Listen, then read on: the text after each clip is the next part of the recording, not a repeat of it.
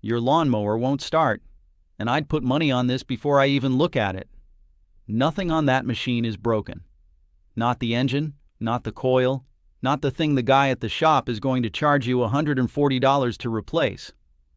What's wrong with it is a hole about the width of a pencil lead, plugged with the sticky residue gasoline leaves behind when it sits, and there is a fixed order of checks that clears it. 9 steps. 40 minutes to an hour and a half depending on how deep you go. A socket set, a screwdriver, a fresh gallon of gas, and 1 strand of wire pulled out of a wire brush. That's the whole reset, and by the end of this you'll be able to run it on any small engine you own. Mower, blower, generator, pressure washer, the tiller that's been sulking in the back of the shed since the Obama administration. I've had a couple hundred of these carburetors apart on a bench, and the same 3 things fall out of them every single time.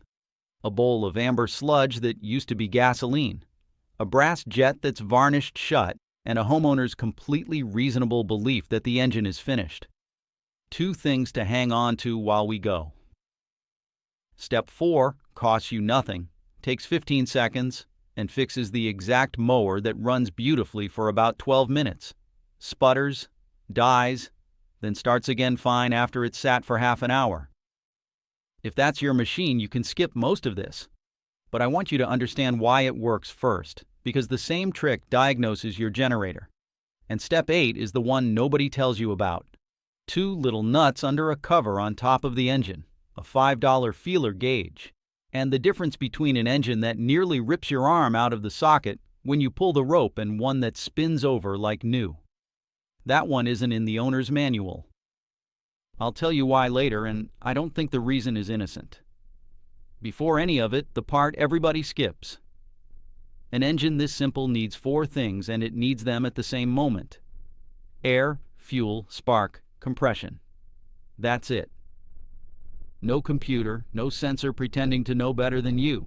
Nothing to scan. A push mower engine is arguably the most honest machine you own.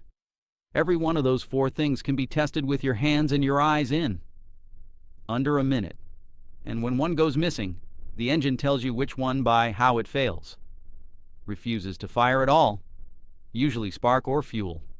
Fires once and quits. Fuel. Runs then dies. Air or venting. Cranks hard and kicks back. Compression or timing. Learn the language and the mower stops being a mystery box. Now the misconception underneath all of it, and it's the one that costs people the most money. Gasoline is not a stable product. You think of it as a chemical that just sits there. It isn't. Modern pump gas is a cocktail blended for the season, and the light, volatile parts of it, the parts that vaporize easily and let a cold engine catch, start evaporating out the moment it's in your tank. Briggs & Stratton themselves say to buy fuel in quantities you can use inside 30 days, and that gas begins to degrade in as little as 30 days. Their own guidance. Hold that thought, because we're coming back to it in a way the marketing department wouldn't enjoy. What's left behind when the light ends flash off is heavier, oilier, and eventually it hardens into what the trade calls varnish. A tan to brown lacquer. And on top of that, roughly all the gas sold in this country now carries up to 10% ethanol, which is hygroscopic, a $5 word meaning it pulls water out of the air. Enough water gets in and the ethanol and water quit playing nice with the gasoline, separate out, and sink. Now the bottom inch of your tank, which is exactly where the fuel line takes a drink, is a corrosive slurry that won't burn. I want to be straight with you about the number in the title. 95% is a round number, and I didn't measure it. What I can tell you is what the trade reports.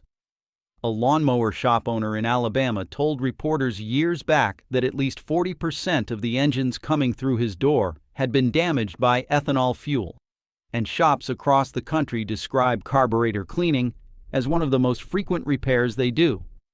My own honest count from my own bench is that somewhere around 4 out of 5 dead mowers I've been handed were a fuel or air problem and nothing else. Nobody has clean national data on this. Nobody profits from collecting it. So take the spirit of the claim, not the decimal. Right. Tools, and the honest talk about whether this is your job. You need a socket set with a 3/8 and a 7/16, a spark plug socket, 5/8 for most, 13/16 for the older ones, a decent flat screwdriver that actually fills the slot, a drain pan, a funnel, gloves, and a fresh gallon of 87 octane. Add a can of carburetor cleaner, $4. A new spark plug, 4 to 8. A feeler gauge set, under 10. If you own nothing at all, you're maybe $40 in, and you keep the tools forever. For comparison, most small engine shops bill somewhere between $55 and $135 an hour. A full tune-up runs from about $85 up to $350, and a carburetor service alone is commonly $75 to $150. When should you not do this? If the crankshaft is bent, you hit a stump and now the whole deck shakes like a paint mixer, stop. If the rope pulls with no resistance whatsoever, there's no compression, stop. If the oil looks like a chocolate milkshake or has glitter in it, stop and price a new mower before you price a repair. And if you're not comfortable working around gasoline, that's not a failing, that's judgment. Hand it over. Safety, and this is not boilerplate. Pull the spark plug wire off before your hands ever go near that blade. An engine can fire on residual mixture when you turn the blade by hand, and that blade will take fingers. Do the fuel work outside, not in the garage, because gasoline vapor is heavier than air. It runs along the floor and it will find the pilot light on your water heater from across the room. Carb cleaner is flammable, and it strips paint off anything it touches, including you. The muffler stays hot long after the engine quits. Step 1. Kill the old fuel. All of it. Not top it off. Not add fresh to stale and hope. Out. Drain the tank into a pan. A cheap siphon makes this civilized. And look at what comes out. Fresh gas is clear with a faint blue or amber cast, and it smells sharp. Stale gas smells sour, almost like varnish, and it's dark. If there's a layer of clear liquid sitting under the gas like water under oil, that's your phase separation, and that alone explains everything. Then crack the carburetor bowl drain and get that half cup out too, because that's the fuel that's been cooking against a warm engine all season. Refill with fresh. If your mower sits for months at a stretch, ethanol-free gas is worth hunting for, usually 20 cents to $1 more a gallon depending on where you are. And I'll take a mower on ethanol-free that's sat a year over one on E10 that's sat 3 months every time. If the engine fires now, you're done, and you just saved $100 in the time it takes to make coffee. Most people stop here. Don't. The next 4 steps are what keep it from happening again next spring.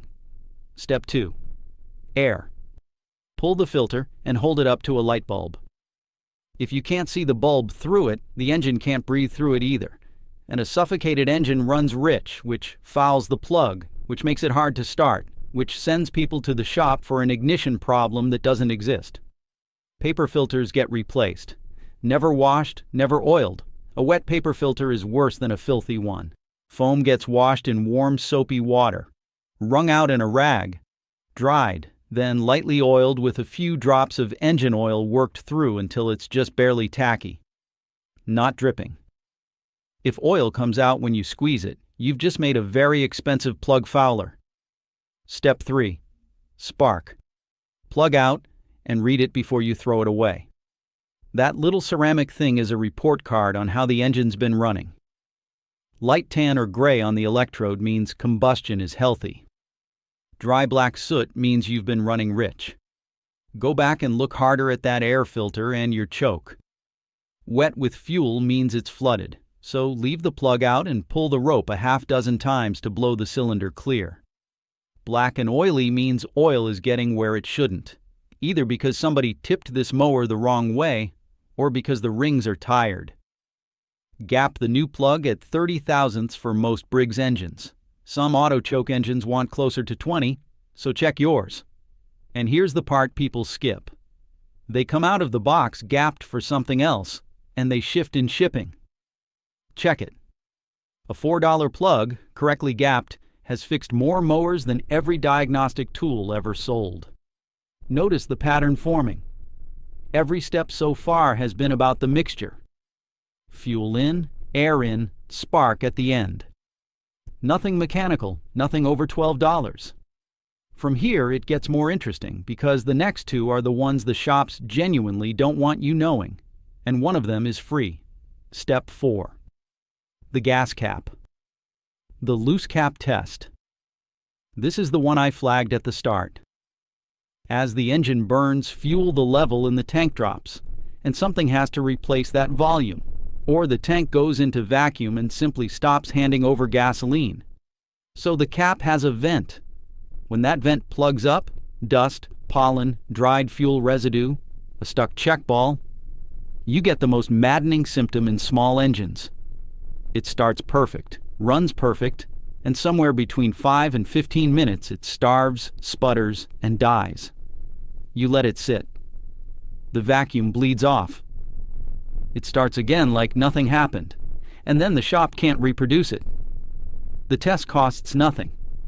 When it dies, unscrew the cap.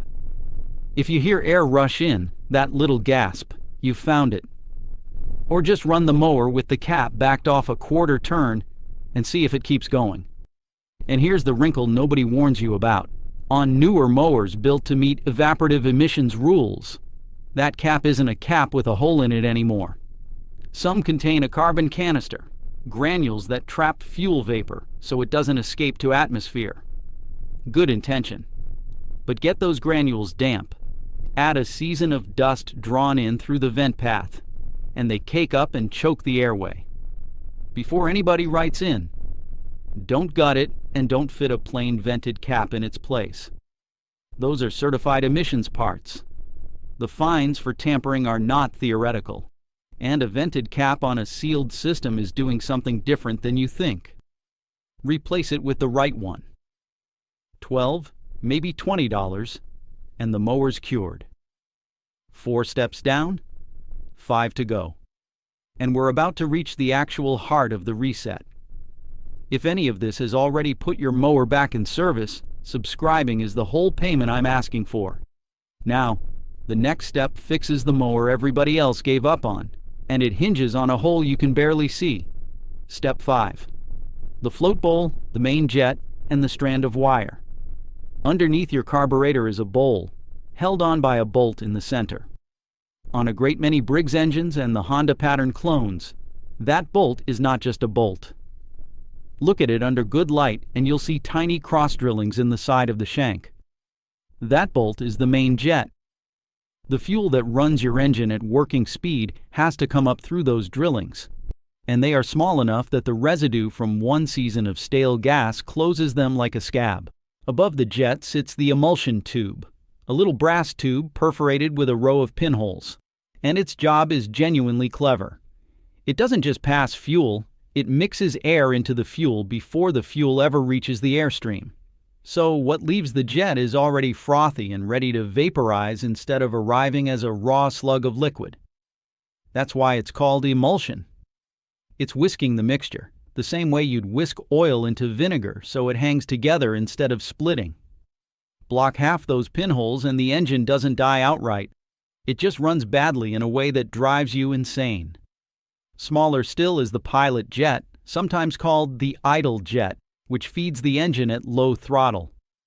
It has the tiniest opening in the entire machine, and it is always the first thing to clog. Here's the tell.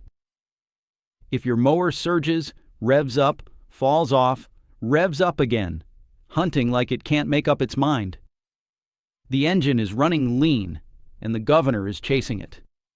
The governor opens the throttle looking for the speed it's supposed to hold.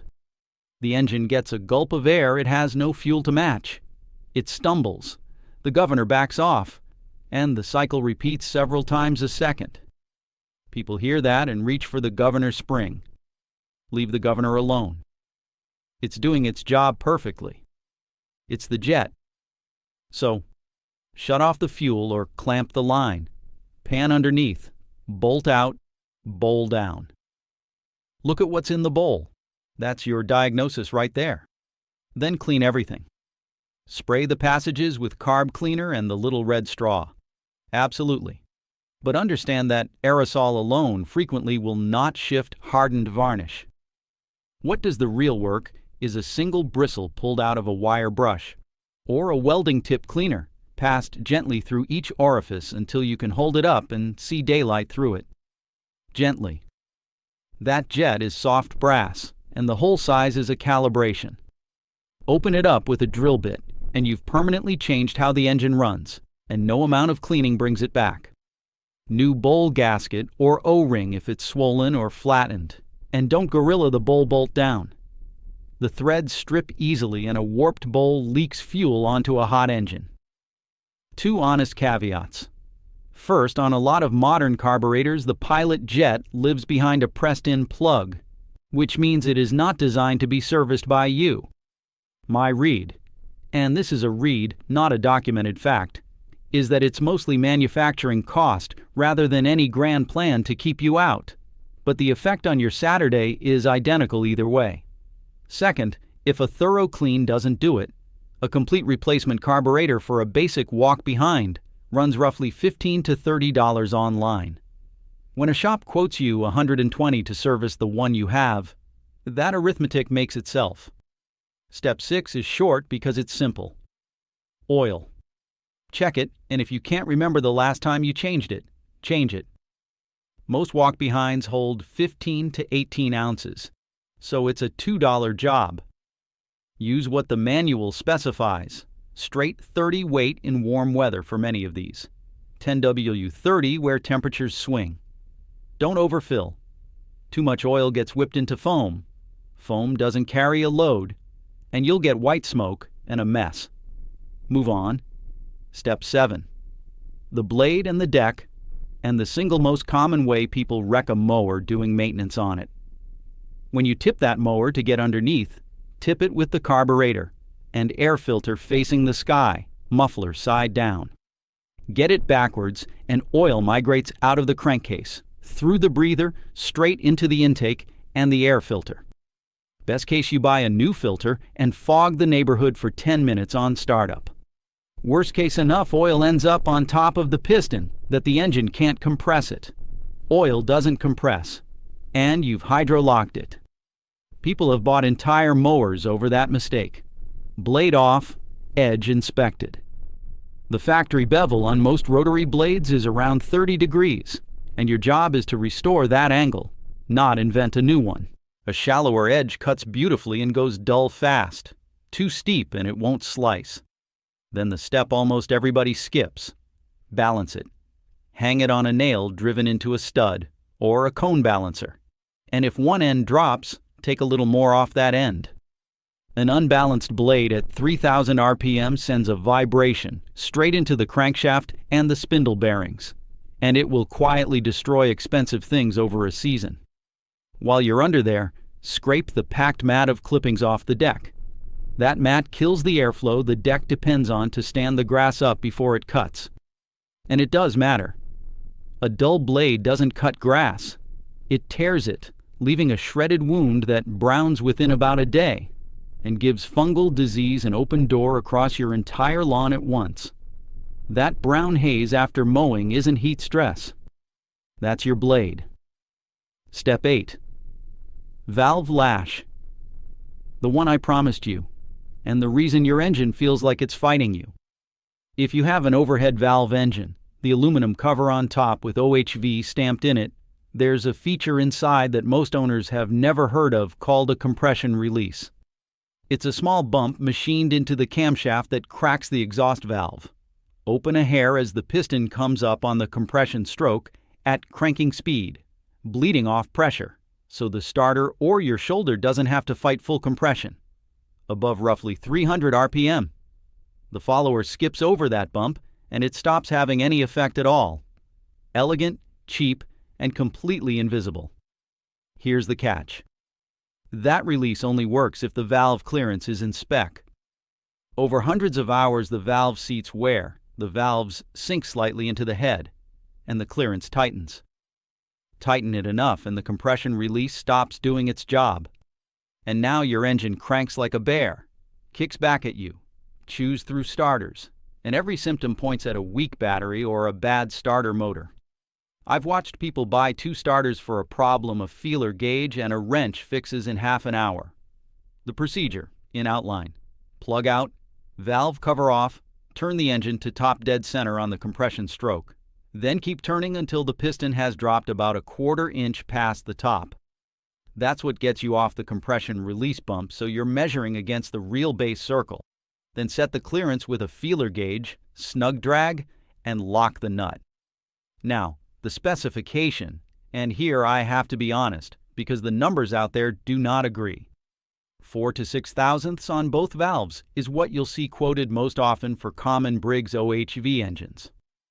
Others specify 3 and 5. Some larger engines call for something entirely different: 5 to 7 intake and 9 to 11 exhaust. That is not a small spread, and setting a valve to the wrong number can make an engine worse than you found it. So I'm not giving you a universal figure.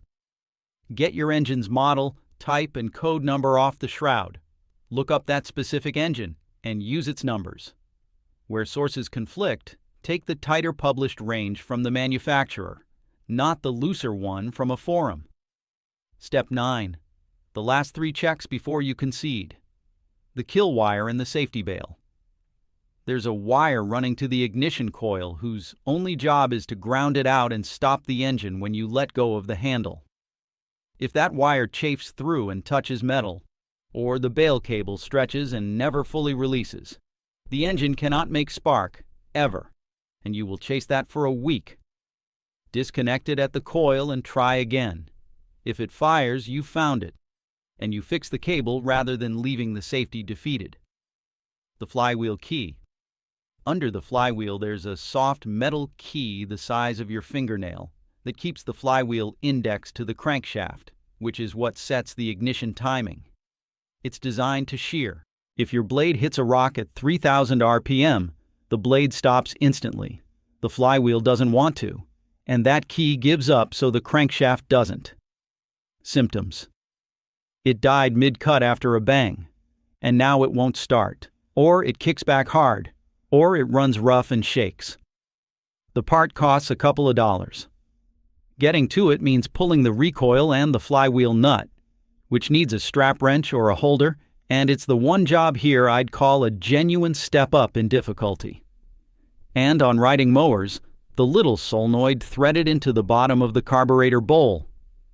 It's an anti-afterfire device. It drops a plunger to cut fuel the instant you switch off so the engine doesn't backfire through the muffler.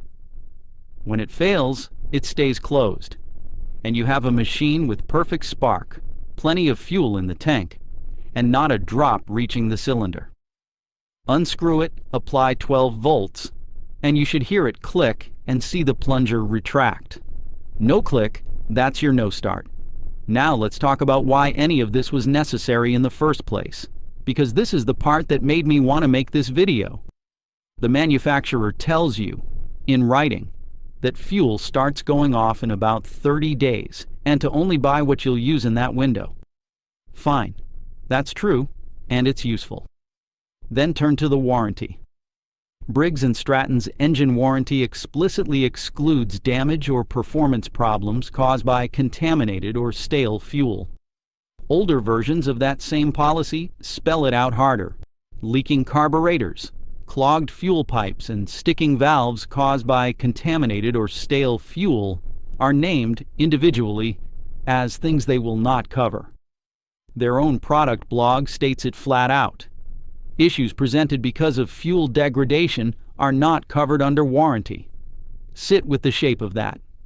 The single most common failure on the machine, the one their own literature says begins in 30 days, the one that fills every repair shop in America every April, is the one failure specifically carved out of the coverage you paid for. And in the same breath, you're offered the remedy for it, a bottle of fuel stabilizer. Theirs, ideally. I'm not going to pretend the chemistry is a lie. Stabilizer works. It's about $8 to $12, and I use it. That's not the sleight of hand. The sleight of hand is who's carrying the risk. They know your mower's tank holds more than 30 days of fuel for a normal suburban lawn. They know you'll leave it in there over winter because everybody does, because nothing on the machine tells you not to. They know the pump gas you'll buy carries ethanol, because that's essentially all there is. Every one of those facts was known when the tank was designed, when the jet size was chosen, when the warranty was drafted. And the outcome of all of them, arriving at your door as a mower that won't start in April, was defined out of the contract before you handed over the money. Nobody committed a crime here. That's what makes it worth noticing. A lawyer wrote a sentence, and that sentence moved a completely predictable, completely designed-in failure from their column to yours. It's a good sentence. It's been earning them money for decades. You just weren't in the room when it was written. And here's what it costs you at the counter. That carved-out failure is the same failure a shop bills you $75 to $150 to correct. Same varnish, same jet, same strand of wire. The difference between the free version and the expensive version isn't parts, isn't skill, isn't equipment. It's whether somebody told you where the bolt is. Now they have. That sentence doesn't work on you anymore. There's a thing I've come to believe from years of pulling these apart, and it isn't about mowers. A machine you understand is a different object than a machine you own. Same steel, same weight, same corner of the same garage. But one of them has authority over you and the other doesn't. The mower you don't understand gets to decide how your Saturday goes, gets to decide whether you spend $140 this month, gets to make you feel a little stupid in front of somebody at a service counter. The one you understand is just a tool with a dirty jet. The good news is how small the entry fee is. Nobody's hands are steadier than yours. It's the willingness to take one bolt out and look, and the patience to go in a sensible order instead of guessing. That's the entire secret, and it transfers to your generator, your snowblower, the pressure washer, the outboard. Same 4 requirements, same failure, same fix. So here's the whole reset in order, and this is the part worth writing on a card and taping inside the shed door. Fresh fuel, tank and bowl both. Air filter held up to a light. Spark plug read, gapped, and replaced. Gas cap vent tested with the loose cap trick. Bowl off, main jet and emulsion tube cleared with a wire strand until you see daylight. Oil checked. Blade sharpened at the factory angle and balanced. Deck scraped. Mower tipped carburetor side up. Valve lash checked against your engine's own published spec. Then kill wire, flywheel key, and on a rider, the fuel solenoid. And when you're deciding whether to fix or replace, don't use a rule of thumb. Run the numbers. Add the parts you actually need. Add an hour of your time at whatever your time is worth. Compare that against the shop quote and against a comparable new machine. Then check 3 things that override the arithmetic completely. Does it have compression? Is the crankshaft straight? And is there metal in the oil?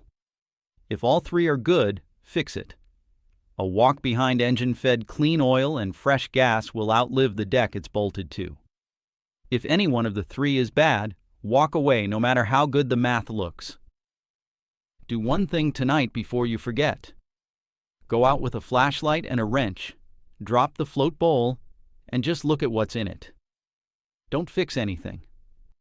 Just look. If that bowl is clean and the fuel in it is bright, you've learned your mower is healthy, and the problem is somewhere else in the list. If what pours out is dark and gritty with a crust in the bottom, you've found it in under 5 minutes, and you know exactly what next Saturday looks like. Somebody's already typing. I know because they always do. Buddy, I've had the same can of gas in my shed for 2 years. My mower fires on the first pull every time, and this is all nonsense. Fair enough, and you might be completely right about your machine. Dry climate, a sealed metal can, ethanol-free fuel, or just plain good luck. And a mower will happily make a liar out of me. I'm describing the average of a few hundred machines, not a law of physics. But here's the comment I actually want, and be honest, because it's the useful one. What did you pay a shop to fix that turned out to be a 5-minute job you could have done yourself? The number and the actual fault. I'll go first. I once watched somebody hand over $110 for a carburetor replacement on a machine whose only crime was a fuel cap. And if you've got more time under these engines than I do and I got something wrong tonight, say so plainly. I'd rather be corrected in public than repeat it next time. I read the replies. That's not a line. It's genuinely the best part of doing this. There's a thread I deliberately left alone here. A whole family of these engines uses an automatic choke worked by the heat of the muffler. A thermostatic arm that pulls the choke off as the engine warms. And when the linkage on those is bent even slightly, you get a mower that starts, runs for 90 seconds, and drowns itself. I keep running into it every spring, and I haven't sat down and explained it properly yet. I'm going to. Subscribe and you'll catch it when I do. Until then, it's almost never broken. It's almost always blocked. Go pull the bowl.